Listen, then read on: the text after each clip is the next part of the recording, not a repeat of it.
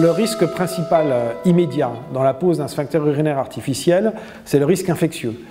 Puisqu'on met en place un implant, et comme à chaque fois que l'on met en place un implant en chirurgie, que ce soit un pacemaker, une prothèse de hanche, ou en l'occurrence un sphincter artificiel, il y a un risque infectieux. Il y a des précautions spécifiques qui seront prises en amont, pendant et après l'intervention pour limiter ce risque, qui est de moins de 1%, donc ce risque est faible, mais il est important puisqu'il conduit, s'il y a infection, à devoir retirer le matériel, attendre quelques mois pour proposer une nouvelle implantation.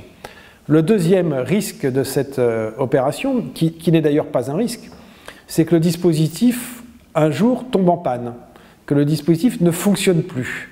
Et à ce moment-là, que se passe-t-il? Eh bien, les fuites reviennent. Mais qu'est-ce qu'il faut faire? Il faut changer, il faut remettre un nouveau dispositif. On estime aujourd'hui qu'en moyenne, la moitié des patients seront réopérés dans les 7 années qui suivent l'implantation pour changer leur dispositif. Donc si on est optimiste, on se dit que plus de la moitié des patients garderont au-delà de 7 ans leur dispositif. Si on est plus pessimiste, on se dit que la moitié des patients seront réopérés dans les 7 premières années pour changer de dispositif.